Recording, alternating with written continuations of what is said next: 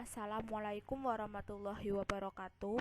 Perkenalkan, nama saya Wulan Rizkia dari kelas 1B Farmasi Stikes Bakti Mandala Husada Selawi. Di sini saya akan menjelaskan materi tentang antihistamin. Assalamualaikum warahmatullahi wabarakatuh. Perkenalkan, nama saya Wulan Rizkia dari kelas 1B Farmasi Stikes Bakti Mandala Husada Selawi. Di sini saya akan menjelaskan tentang materi antihistamin.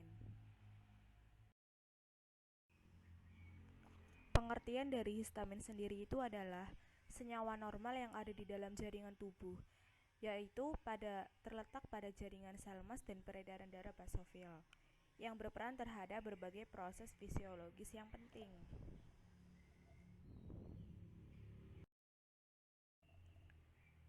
Pengertian dari antihistamin sendiri itu adalah obat yang dapat mengurangi atau menghilangkan kerja histamin dalam tubuh melalui mekanisme penghambatan bersaing pada sisi reseptor H1, H2, dan H3. Efek antihistamin bukan suatu reaksi antigen antibodi karena tidak dapat menetralkan atau mengubah efek histamin yang sudah terjadi. Jadi itu antihistamin merupakan kelompok obat-obatan yang digunakan untuk mengobati reaksi alergi seperti rinitis alergi, reaksi alergi akibat sengatan serangga, ataupun reaksi alergi makanan, urtikaria ataupun dan bukan untuk mengobati alergi saja. Antihistamin juga digunakan untuk mengatasi gejala mual, misalnya akibat mabuk perjalanan. Ada dua jenis antihistamin, yaitu antihistamin generasi pertama dan antihistamin generasi kedua. Di antara keduanya itu mempunyai perbedaan. Di antihistamin generasi pertama itu lebih menyebabkan rasa kantuk dibandingkan dengan antihistamin generasi kedua.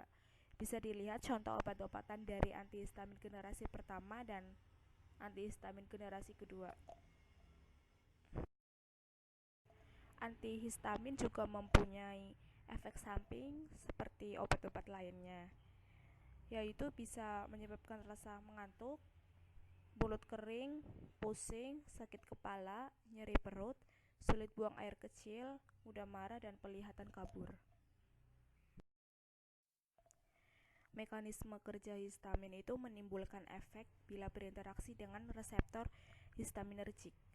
Interaksi histamin dengan reseptor H1 menyebabkan kontraksi pada otot polos usus dan bronki, meningkatkan permeabilitas vaskuler dan meningkatkan sekresi muskus yang dihubungkan dengan peningkatan GGMP dalam sel. Interaksi dengan reseptor H1 juga dapat menyebabkan vasodilasi arteri sehingga permeabel terhadap cairan dan plasma protein yang menyebabkan sembab, pruritik, dermatik, dan urtikaria. Efek ini diblok oleh antagonis H1. Antihistamin itu bekerja dengan cara memblokir zat histamin yang diproduksi tubuh. Zat histamin pada dasarnya berfungsi melawan virus atau bakteri yang masuk ke dalam tubuh. Ketika histamin melakukan perlawanan, tubuh akan mengalami peradangan.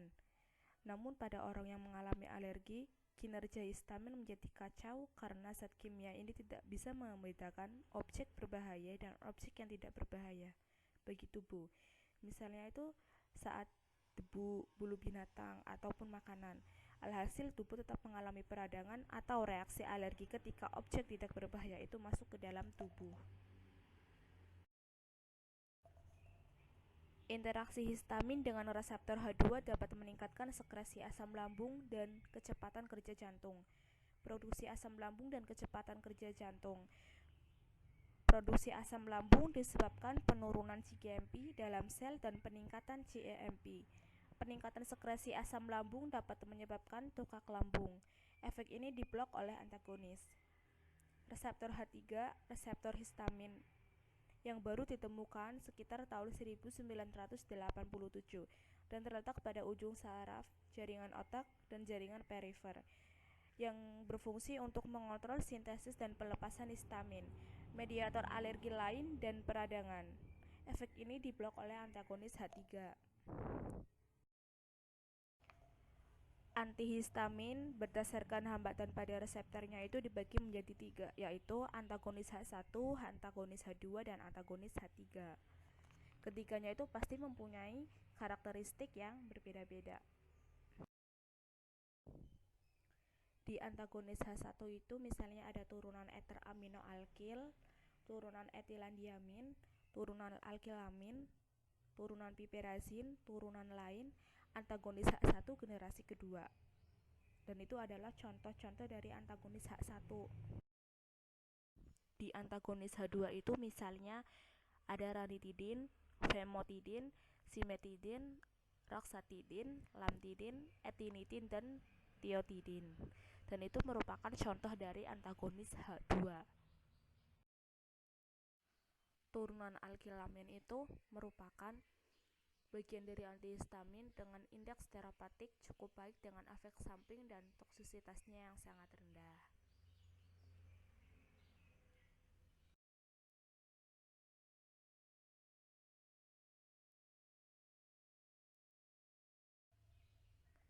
Identifikasi antihistamin. Di situ ada contohnya. Yang pertama promethazine, bisa dilihat rumus struktur dari promethazine. Promethazine itu merupakan antihistamin generasi pertama termasuk dalam kelompok fenotiazin. Promethazine juga memiliki efek anti-yemtik, anti-cholinergic. Selain itu, promethazine juga memiliki efek sedatif yang cukup kuat. Promethazine HCl merupakan senyawa kimia yang berbentuk serbuk kristal kekuningan yang praktis dan tidak berbau. Kontak yang cukup lama promethazine dengan udara dapat mengakibatkan terjadinya reaksi oksidasi yang menyebabkan perubahan warna promethazine menjadi biru. Promethazine HCl sangat mudah larut dalam air, tetapi agak sukar larut dalam alkohol. Promethazine yang beredar di pasaran adalah promethazine dalam bentuk campuran racemat. Dan di situ ada cara identifikasi promethazine menurut Farmakope Indonesia. Spektrum serapan inframerah sampel didispersikan dalam kalium bromid menunjukkan adanya reaksi klorida seperti tertera pada uji identifikasi umum. Dan cara lain untuk identifikasi promethazine itu ada KLT dan KCKT.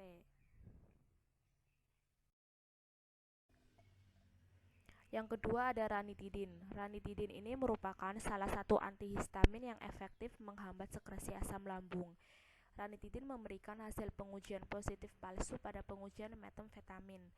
Identifikasi ranitidin itu bisa dilakukan dengan 3 cara, yaitu absorpsi serapan inframerah, absorpsi ultraviolet, dan kromatografi.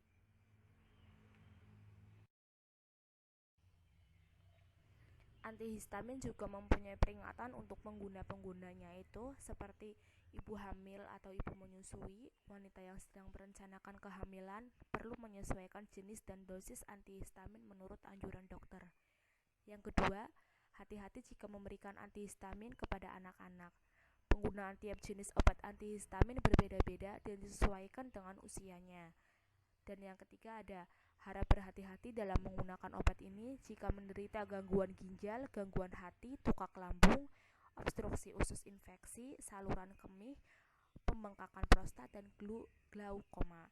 Yang keempat ada jika diresepkan obat antihistamin golongan pertama, hindari mengonsumsi zat alkohol atau minuman beralkohol karena dapat memperparah efek rasa mengantuk. Dan yang terakhir ada beritahu dokter jika sedang menggunakan antihistamin bersama dengan obat-obatan lainnya, termasuk produk herba, karena dikhawatirkan dapat menyebabkan efek samping yang membahayakan jika terjadi reaksi alergi atau overdosis. Dan segera temui dokter.